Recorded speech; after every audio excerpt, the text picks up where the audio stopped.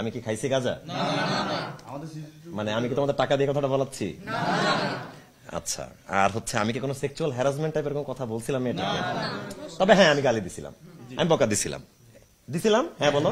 For acting acting এর স্বার্থে, এবং আমি এটা বলেছিলাম যে I don't want to see your face, I don't want to fuck you, I need your acting করো, বাড়ি যাও, তুমিও যাবো আমিও যাবো।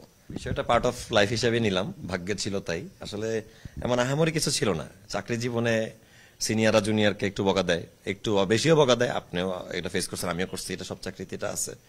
সো ঘটনাটা হচ্ছে এরকম যে আমরা তো এখানে শুটিং করতে আসি, আমরা ডিরেক্টরের কাজে যে কোনো সেটে যাই, একটা টাকা পাই, আমাদের জীবিকা নির্বাহ এটা দিই। এখানে তো আমরা টিকটক রিলস করাটা আসলে যেমন ধরেন প্রেশার আছে আমার, আমি 15টা সিন করি, ক্যারেক্টার আর্টিস্টরা 4-5টা করে, আমিও ক্যারেক্টার আর্টিস্ট ছিলাম, আমিও 4-5 সিন করে বসে থাকতাম ওল্ডে, আমি সব অ্যাঙ্গেলই জানি।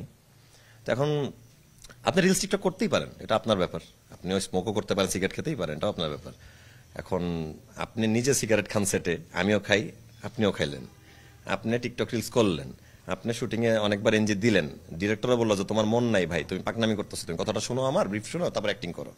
তার 2-3 মিনিট পরে আমি আবার এনজি হলো, আমি তখন রাগ করলাম। মানে জিনিসটা এরকম না যে একবার ভুলেই বকা, এটা তো হতেই পারে না। অনেকবার হওয়ার পরে পরে বললাম যে তোমার কি ভাই মনটা কই, তুমি কি কাজ করতে আসছো নাকি ওই টিকটক মিস করতে আসছো? আর আনোয়ার ভাইয়ের সাথে সে গতদিন টিকটক করতেছিল দেখে আমি তার নামও নিয়েছি, তুমি কি আনোয়ার ভাইকে মিস করছো, মানে তুমি কি সেটাই করতে সেটে এসেছিলে কিনা, নাকি আমাদের সাথে নাটক করে যাবে? আমারও তো বাসায় যেতে হবে ভাই, বাসায় তো মানুষজন বসে আছে। টানা 10টা সিনই করতেছিলাম, এটা আমার 7ম না 8ম সিন যখন আমি করতেছি, ওইটা আমি বলছি। এটাকে ধরেন আমি কোনো নেশারজাত দ্রব্য কিছুই আমি খাইনি, মানে পাস্ট ইজ পাস্ট, কিন্তু ম্যারিড লাইফের পরে আমি কোনো শুটিং সেটে আসলে এগুলোর সাথে জড়িত না, এবং আমার সেটে সবাই সেটা জানে। আমি কি খাইছি গাঁজা? মানে আমি কি তোমাদের টাকা দিয়ে কথাটা বলাচ্ছি? আচ্ছা, আর হচ্ছে আমি কি কোনো সেক্সুয়াল হ্যারাসমেন্ট টাইপের কোনো কথা বলছিলাম এটাকে? তবে হ্যাঁ, আমি গালি দিছিলাম, আমি বকা দিছিলাম। হ্যাঁ বলো। ফর অ্যাক্টিং এর স্বার্থে, এবং আমি এটা বলেছিলাম যে I don't want to see your face, I don't want to fuck you, I need your acting করো, বাড়ি যাও, তুমিও যাবো আমিও যাবো। এমনি আগে পরে কোনো কথা হয় নাই। মেয়েটা কিন্তু গতকালই শুধু আমার সাথে ফার্স্ট শুটিং করে নাই, 3 দিন আগে, মানে আগের লটেও কাজ করেছে, এর আগের দিনও কাজ করেছে। কিন্তু একটা মানুষের কিন্তু, যেমন আমি যখন ছোট আর্টিস্ট থেকে এখানে 10 বছর ধরে তার এমনি এমনি আসি নাই। আর মেয়েদের রিলেটেড কোনো নিউজ আপনি আমার ছেলেদের রিলেটেড নিউজ পাইছেন আমার ডিসিপ্লিন নিয়ে, কিন্তু মেয়েদের রিলেটেড কোনো নিউজ কিন্তু কখনোই পান নাই, আপনি আমাকে চিনেন পার্সোনালি। তো এখন এটা আমার কাছে 2টা জিনিস খুব খারাপ লাগছে, যে আমার কাছে মনে হচ্ছে একটা প্ল্যান্ট, এখানে একটা পলিটিক্স আছে, যে ডিরেক্টরকে আমি ডেট দিতে পারি না, বা যেটাকে আমার নিজের, মানে আমি হয় না যে আমি করবো না ভাই, তারাও দেখলাম আমি ফেসবুকে মোটামুটি ধরেন এটাকে আমি ভালোভাবেই নিলাম ঘটনাটাকে। আপনার উত্তর হচ্ছে এটা, মানুষ চিনতে পারলাম, যারা পাশে থেকেও গালি দিতে পারতেছে, এটা হয়তো চোখ খুলে যাওয়ার একটা বিষয় থাকে। এই চাকরি আমি করি আর না করি, কিন্তু এই ঘটনাটা মানুষকে ভাবাবে। ব্যাপারটা এরকম, যেমন আমার বাসার মানুষজন তো এটা তো পছন্দ করছে না, এটা তো কারোই করার কথা না। ইনফ্যাক্ট তারাও খুব অবাক যে এমনটা কিভাবে, কি এখানে পলিটিক্স জড়িত ভাই।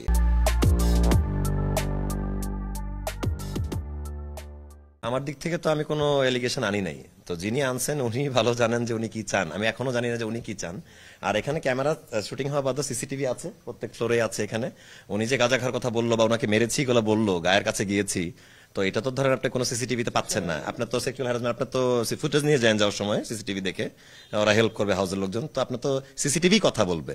আশা করি কালকে প্রতিবেদন সিসিটিভি ফুটেজ দেখবে যে রিলস কে বানাচ্ছিল, আর আমি সাথে যে ছিলাম, গাঁজা খাচ্ছিলাম, আমার নাকি ডিস্টার্ব হচ্ছিল, আমি সাথে ছিলাম না, সেটাই তো 2টা কথা যদি মিথ্যা প্রমাণ করা যায় তাহলে তো 80% প্রমাণিতই হলো যে মিথ্যা। পুরো ঘটনাটা তখন একটা, সে শুধু বলতে পারতো যে আমাকে গালি দিল, এরকম খারাপ কথা বললো আমাকে, আমি এটার বিচার চাই, আমাকে সরিও বললো না, এটুকু হচ্ছে তো ফাইন। গাঁজা খাওয়ার কথা টানতেছে, তারপরে ধরেন সেক্সুয়াল হ্যারাসমেন্টের কথা বলতেছে, এইটা তো ধরেন তাহলে পিছনে তো কিছু কোনো মানুষ জড়িত আছে। আসলে আমি যেখান থেকে বিলং করি বা যেটা আমি চাই আসলে সমাধান, আর আমার ওর সাথে গ্যাঞ্জাম লাগলে খুব ভালো লাগতো, মানে একটা মনে সুখ পাইতাম যে না সামান্তার সাথে আমার গ্যাঞ্জামটা, এমন একজন যার নামটাও যে আসলে প্রিয়াঙ্কা, আমি আসলে জানছি দেশ টিভির ভিডিওর পর। যাই হোক, আমি sorry, I am so sorry এটা বলার জন্য, আমি ওর নামটাও সত্যি জানি না, মানে ওরকম কোনো সখ্যতা আমার তার সাথে নেই।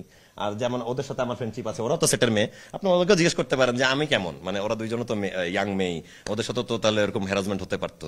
তো ধরেন আসলে এটা এটা একটা মিথ্যা ব্লেমই, এটা আসলে মানুষকে, পাবলিক একটু 10 দিন আমাকে গালি দিবে আমি বুঝতেছি, কিন্তু সিসিটিভি টিভি মিলায় সব সত্য ঘটনা যদি উঠে আসবে আমি শিওর ব্যাকফায়ার করবে জিনিসটা। ব্রেনটাই কাজ করতেছে না যে কিভাবে ডিফেন্ড করবো, কথাটা বলবো, কারণ মানুষজন না বিচার করে আমাকে গাঁজাখোর টাজাখোর নষ্ট জানোয়ার এইসব বলতেছে।